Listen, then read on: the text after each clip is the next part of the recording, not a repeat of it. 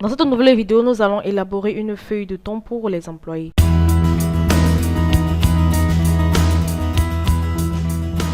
Alors, dans cette étude, vous explorerez au mieux votre nouvelle connaissance des fonctions de calcul temporel et vous construirez une feuille de présence enregistrant le nombre d'heures travaillées par semaine par un employé, prenant en compte les heures travaillées les week-ends et les jours fériés et en calculant le total. Alors le nombre d'heures et le salaire hebdomadaire. Alors, avant de commencer, vous devez tout simplement comprendre trois thèmes utilisés dans cette étude. Nous avons par exemple les heures hebdomadaires régulières qui sont tout simplement des heures travaillées au salaire régulier. Ensuite, nous avons les heures supplémentaires hebdomadaires qu'il s'agit des heures travaillées au-delà du nombre maximum d'heures régulières ainsi que les heures travaillées le week-end. Et ensuite, nous avons les heures de vacances hebdomadaires qui s'agit tout simplement des heures travaillées un jour férié. Donc, cette feuille de temps des employés suit des heures quotidiennes, prend en compte les week-ends et les jours fériés et calcule le nombre total d'heures de travail et de salaire de l'employé. Donc, nous allons tout simplement tout de suite voir comment entrer des données dans la feuille de temps. Donc, tout simplement, nous allons commencer en haut de la feuille de saisie de temps. Donc, à ce niveau, où les données sont requises. Donc, ici, nous avons d'abord le nom de l'employé. Donc, vous allez créer tout simplement une feuille distincte pour chaque employé. Donc, ici, vous devez tout simplement entrer le nom de l'employé. Nous allons, par exemple, entrer un nom tel que Paul Martin. Paul Martin. Ça, c'est un nom... c'est le nom que j'ai donné à mon employé. Vous pouvez également ajouter à cela la date à laquelle la personne a commencé ou encore d'autres données sur l'employé. Donc, tout cela dépend de vous. Ensuite, le nombre maximal de jours avant les heures supplémentaires. Il s'agit tout simplement du nombre d'heures normales qu'un employé doit travailler dans une semaine avant l'entrée en vigueur des heures supplémentaires. Donc, entrer le nombre en utilisant tout simplement le format heures et minutes. Donc, ici, dans la cellule D3, c'est tout simplement 40. Et ensuite, nous avons le salaire horaire. Il s'agit tout simplement du montant que l'employé gagne par heure normale de travail. Donc, ici, c'est de 10,5 $ par heure. Et ensuite, nous avons le taux, les heures supplémentaires. Il s'agit tout simplement du facteur par lequel les taux horaires de l'employé est augmenté pour les mesures supplémentaires.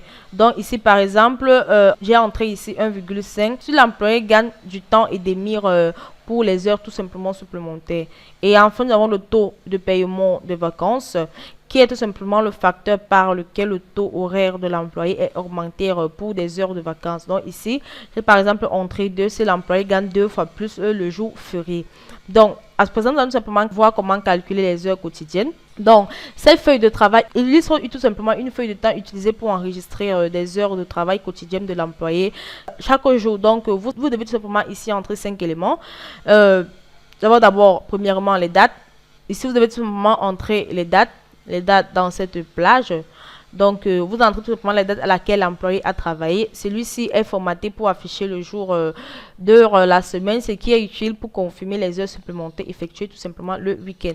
Ensuite, vous avez les sections de la feuille de temps de l'employé dans lesquelles vous entrez des heures travaillées et dans laquelle le total des heures quotidiennes est calculé. Donc, vous avez par exemple l'heure de début du travail. Donc, ici, vous entrez tout simplement les heures à laquelle l'employé a commencé à travailler. Ensuite, les heures de début de déjeuner. C'est tout simplement l'heure à laquelle l'employé s'est arrêté pour le déjeuner. Et l'heure de la fin du déjeuner, vous entrez tout simplement l'heure à laquelle l'employé a repris le travail après le déjeuner. Et ensuite, vous avez l'heure de fin du travail. Vous devez entrer tout simplement l'heure à laquelle l'employé a cessé tout simplement de travailler. Alors, le premier calcul sera tout simplement effectué dans le total des heures travaillées et dans la colonne F. Donc, l'idée ici est de faire la somme du nombre total d'heures travaillées par l'employé au cours d'une journée donnée. Donc, la première partie du calcul utilise la formule de décalage horaire de la section que vous avez vu dans les précédentes vidéos pour calculer le nombre d'heures entre l'heure du début du travail dans la colonne B et l'heure de fin du travail dans la colonne tout simplement E.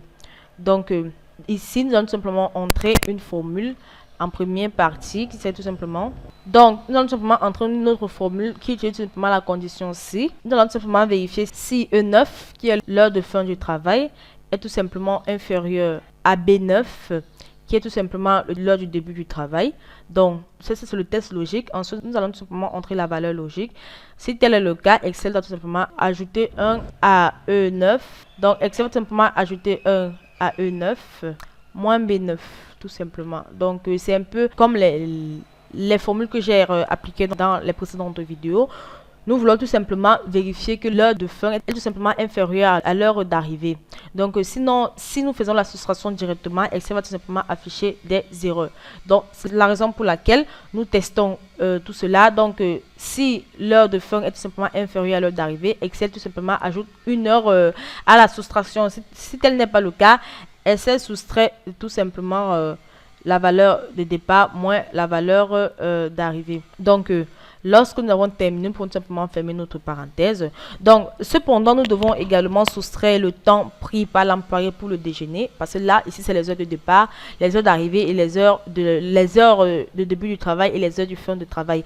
Mais cependant, nous devons tout simplement également soustraire le temps pris par l'employé pour le déjeuner, qui correspond tout simplement à la différence entre les heures de début du déjeuner, qui est dans la colonne C, et les heures de la fin du déjeuner, qui sont simplement dans la colonne D.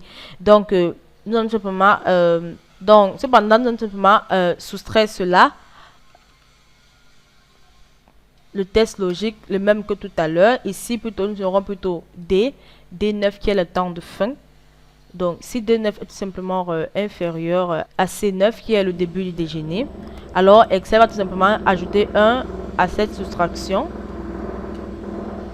Sinon, Excel va tout simplement soustraire directement.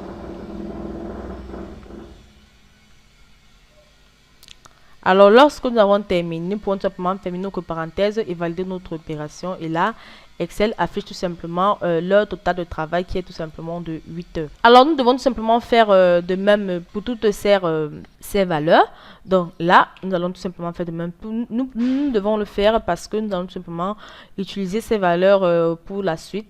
Donc, ce sont les mêmes formules que tout à l'heure. Nous vérifions d'abord. Ici, c'est plutôt le E10 qui doit tout simplement, si E10 est tout simplement inférieur à l'heure de fin de travail, à l'heure de début de travail qui est B10. Sinon, Excel ajoute tout simplement 1 à E10 moins B10. Alors, sinon, Excel soustrait tout simplement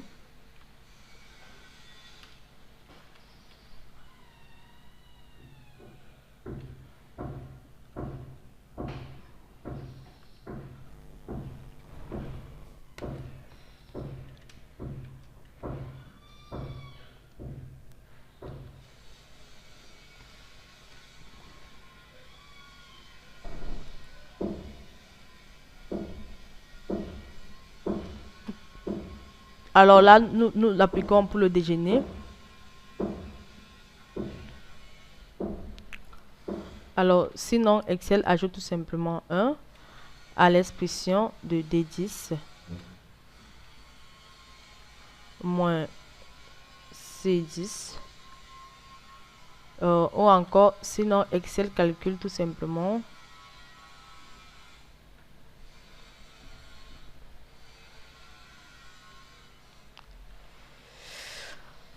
alors, nous pouvons simplement valider notre opération. Et là, Excel renvoie l'heure totale de travail pour le samedi 7 septembre 2013. Donc, nous allons simplement appliquer la même formule dans toutes ces cellules.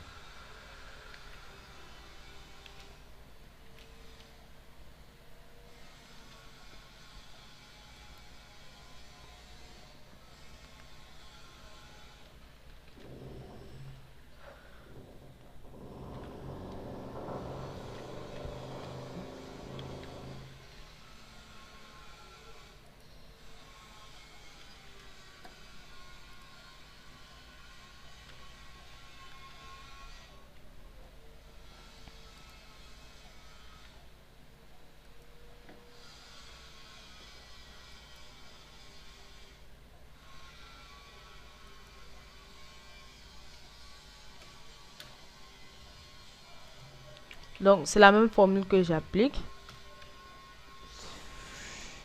J'espère que vous comprenez très bien le principe. Donc, nous vérifions si l'heure de fin est tout simplement inférieure à l'heure d'arrivée. Sinon, Excel ajoute tout simplement 1 à la soustraction.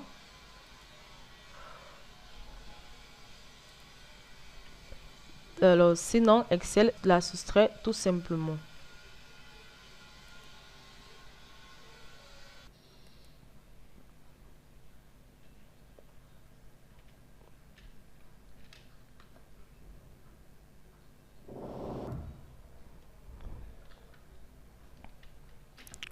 Là, l'heure du petit déjeuner, on vérifie tout simplement qu'elle est inférieure à l'heure l'heure de fin tout simplement inférieure à l'heure du début.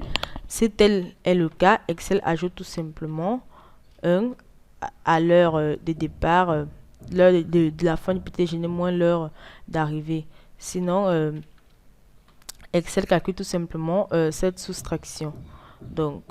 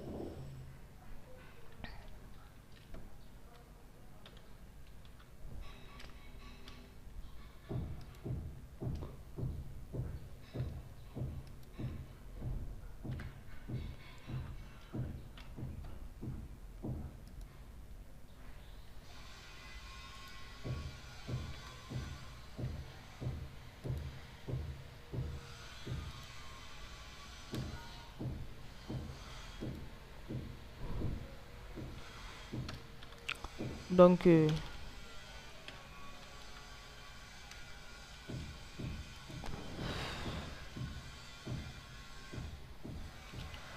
ceci doit tout simplement être supérieur à ça. Si tel est le cas, Excel inférieur à ça, si tel est le cas, Excel ajoute tout simplement cette soustraction. Sinon, Excel soustrait simplement.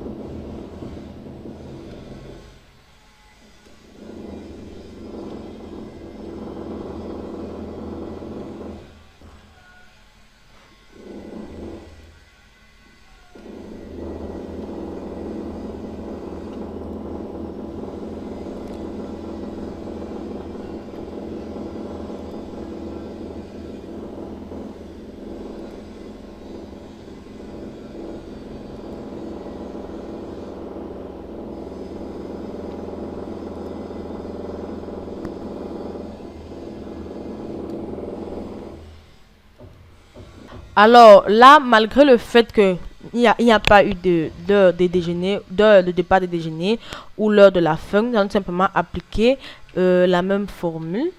Donc,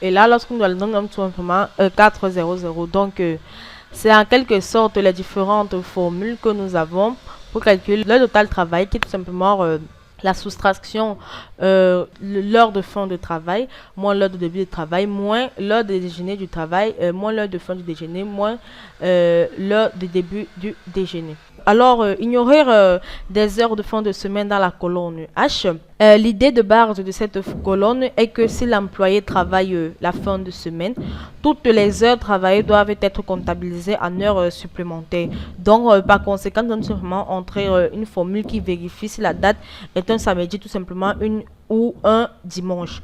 Donc, pour ce faire, nous devons simplement entrer la formule en entrant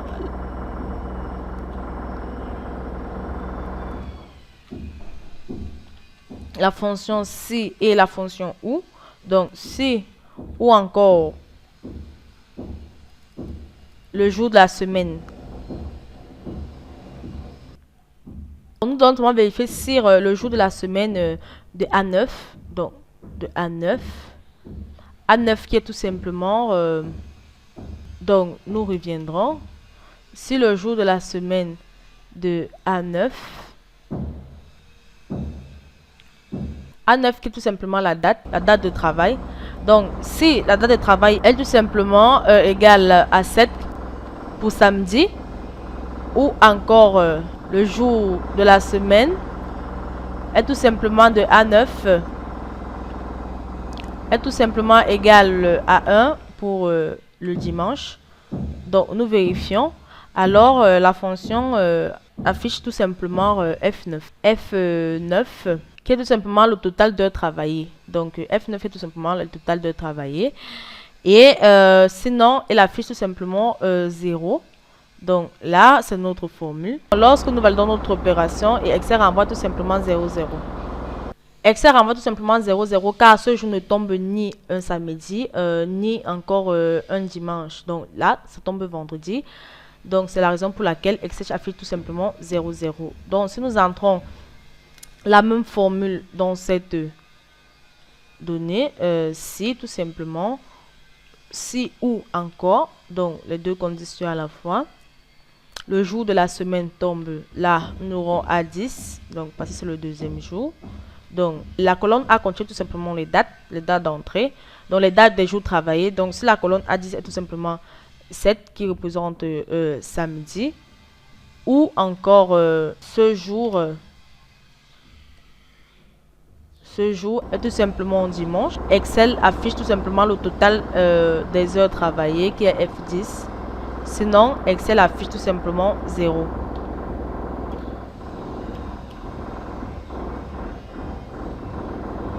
Ok, là, nous avons un point virgule. Lorsque nous validons, Excel affiche tout simplement le nombre d'heures travaillées qui est tout simplement de 8h45. Donc, nous allons entrer la même formule pour toutes ces... Et là, ça affiche 8h45 tout simplement parce que le jour de travail, tout simplement, samedi. Donc, ça tombe bel et bien un week-end. Donc, nous allons simplement continuer à entrer nos formules.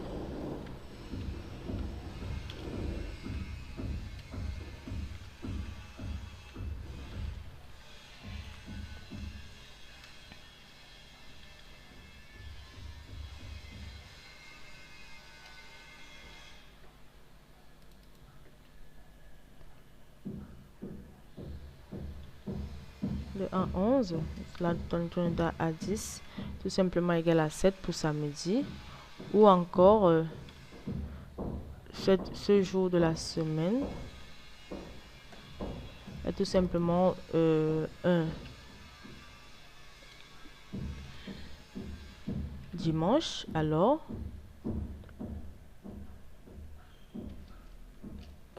Excel affiche tout simplement F11. Donc, sinon, Excel affiche tout simplement la valeur de F11, tout simplement parce que A11 est tout simplement dimanche.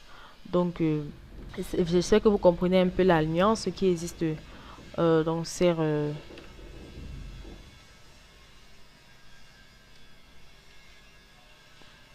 formules.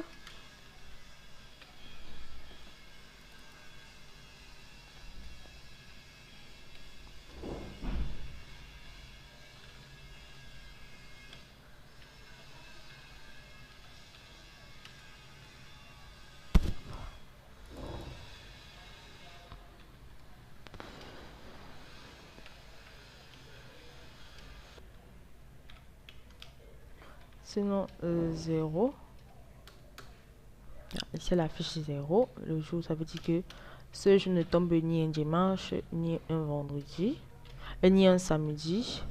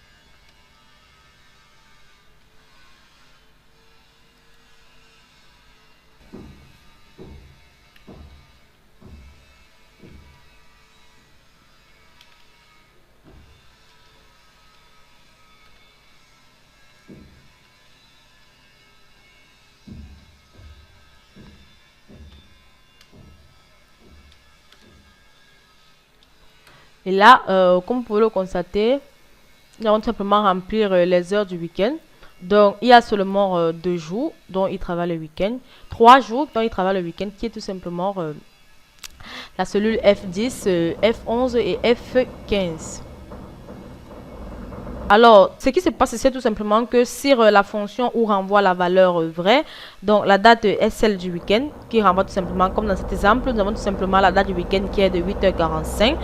Alors, la valeur totale des heures travaillées dans la colonne F9 par exemple.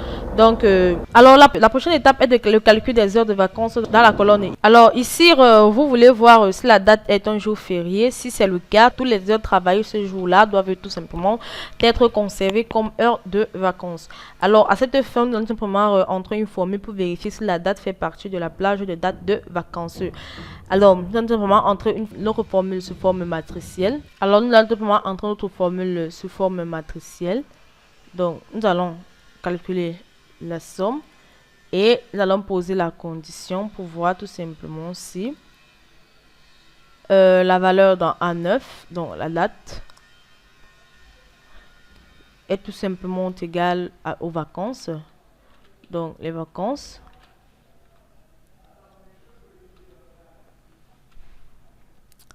qui vont de la plage F3 jusqu'à F12.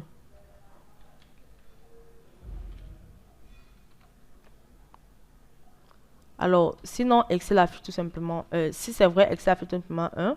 Si tel n'est pas le cas, Excel affiche tout simplement 0.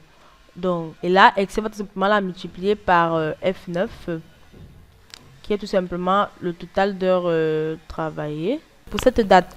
Alors, puisqu'il s'agit d'une formule matricielle, donc après validation, comme vous pouvez le constater, nous avons tout simplement calculé les heures des jours fériés comme une fonction matricielle. Donc, enfin, nous avons tout simplement la valeur dans les heures hors week-end, donc les heures pas de week-end de vacances d'heures, donc qui sont tout simplement de la colonne G. Et hors vacances de la colonne G est calculée en soustrayant les heures des week-ends et les heures des vacances totales des heures travaillées. Donc, la formule entrée est tout simplement, on va tout simplement soustraire les heures de week-end qui sont simplement dans la colonne F9 et les heures de vacances totales de travail. Donc, ici, ensuite, moins H9 qui sont les heures du week-end et nous allons encore la soustraire à I9 qui sont tout simplement les heures des jours fériés. Donc, c'est un peu ça. Donc, dans chaque formule, nous avons tout simplement F10 que nous avons soustrait à H10 et que nous avons soustrait à I10.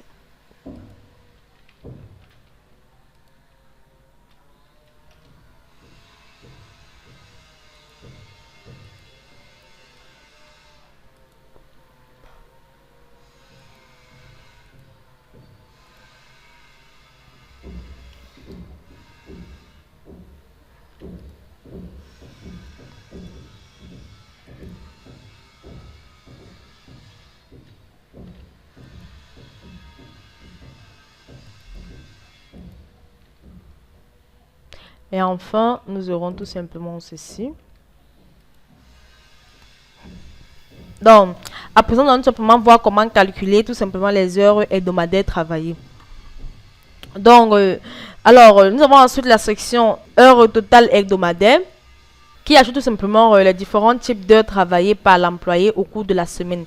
Donc, la valeur du total des heures est une somme simple des valeurs du total des heures travaillées dans la colonne F. Donc, ici, au niveau des valeurs totales des heures travaillées, la valeur totale des heures, c'est tout simplement la somme des valeurs totales des heures travaillées, donc la somme de F9 jusqu'à F15. Donc, c'est tout simplement cela. Et pour obtenir tout simplement la valeur hebdomadaire, donc les heures hebdomadaires régulières. Alors, pour obtenir la valeur hebdomadaire des heures normales, le calcul doit tout simplement vérifier si le total des heures non week-end et non fériées de la colonne G, dans cette colonne, dépasse le nombre indiqué dans les valeurs maximales avant des heures supplémentaires de la colonne D3. Donc, au niveau de la colonne D3, les heures supplémentaires sont tout simplement de 40. C'est tout simplement ce que nous allons calculer ici. Donc, pour calculer les heures hebdomadaires réguliers, nous allons tout simplement entrer notre formule en vérifiant si la somme des G, donc la colonne pas de travail par de G9 à G15, si tout ceci est tout simplement supérieur à D3, donc qui est les heures supplémentaires de travail qui est tout simplement de 40, D3. Alors, si tel est le cas, Excel affiche tout simplement D3.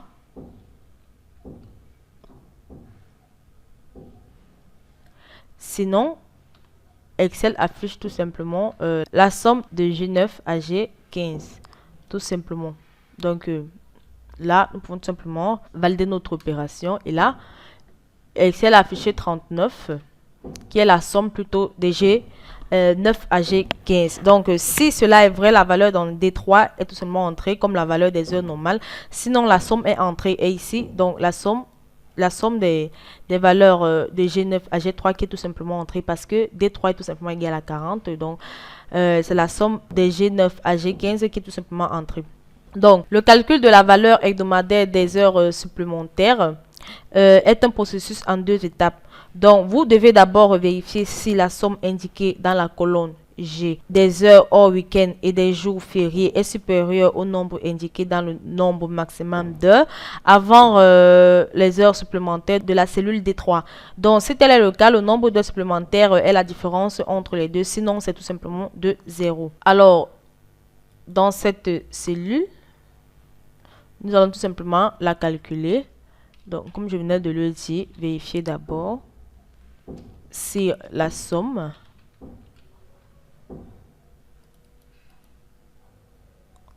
de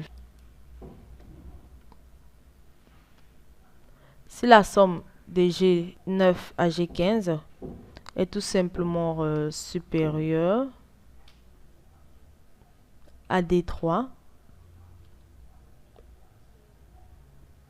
Alors, si tel est le cas, Excel affiche tout simplement la somme de G9 à G15 moins tout simplement D3. Alors, si tel n'est pas le cas, Excel affiche tout simplement 0E. Donc, 0 terme 2.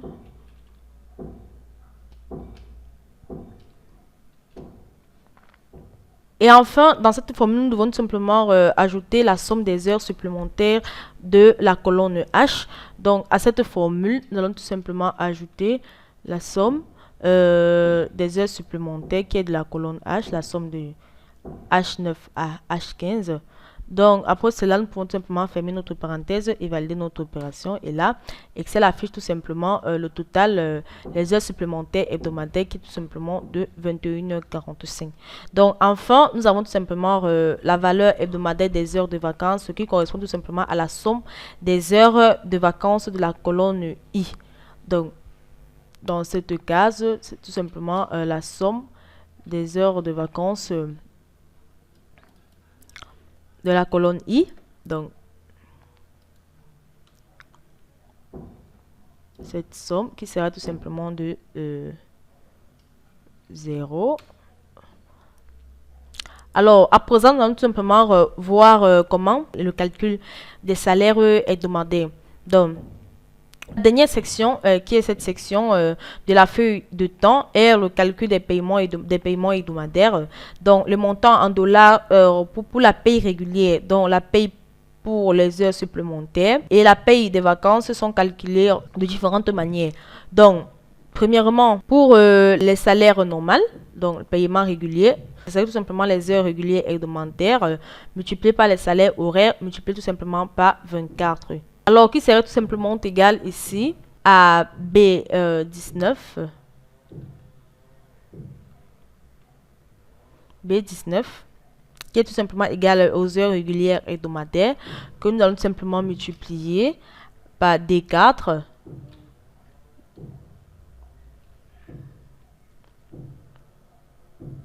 Que nous allons simplement multiplier ensuite par 24. D4 qui est le salaire horaire. Et nous allons multiplier ensuite par 24. Donc là, lorsque nous entrons notre formule, Excel calcule tout simplement en euros. Donc ensuite, les heures supplémentaires énumérées sont tout simplement égales aux heures hebdomadaires supplémentaires multipliées par les salaires horaires, multipliées par le taux de rémunération des heures supplémentaires multiplié par 24. Donc ici, en entrant cette formule, ça fait tout simplement égal à B20, qui est tout simplement les heures hebdomadaires supplémentaires que nous multiplions tout simplement par D4, qui est tout simplement salaire horaire, que nous multiplions ensuite par les taux de rémunération des heures supplémentaires, qui est la cellule D5, et que nous multiplions ensuite par 24.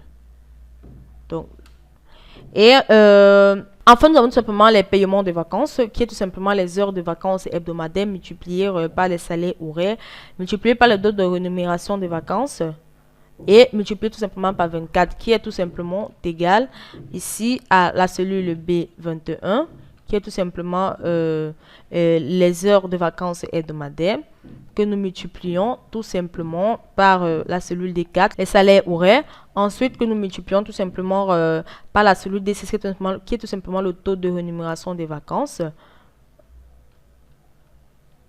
Et que nous multiplions enfin par 24. Donc, lorsque nous validons notre opération, nous avons tout simplement moins les euros. Donc, alors, notez que vous devez multiplier par 24 tout simplement pour convertir les valeurs temporelles en nombre réel. Donc, c'est juste un passe-temps. Et enfin, tout simplement, nous avons tout simplement le salaire total, qui est tout simplement la somme des valeurs des paiements réguliers, les paiements supplémentaires, les paiements de vacances.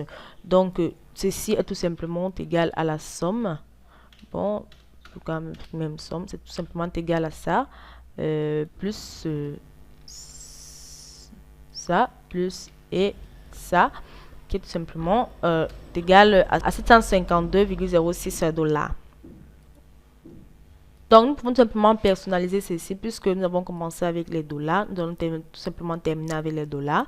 Donc, à ce niveau, nous pouvons tout simplement venir. Non, c'est plutôt... nous allons tout simplement le personnaliser. Et là, comme vous pouvez le constater, il affiche maintenant des dollars. Donc, j'espère que vous avez aimé cette vidéo de l'entreprise Excel Group, entreprise spécialisée dans les prestations de services Microsoft Excel. Si vous avez aimé cette vidéo, n'oubliez pas de vous abonner et de cliquer sur le j'aime et ensuite de la partager. Si vous avez des questions à poser, soyez libre de les poser dans le espace. Nous allons nous retrouver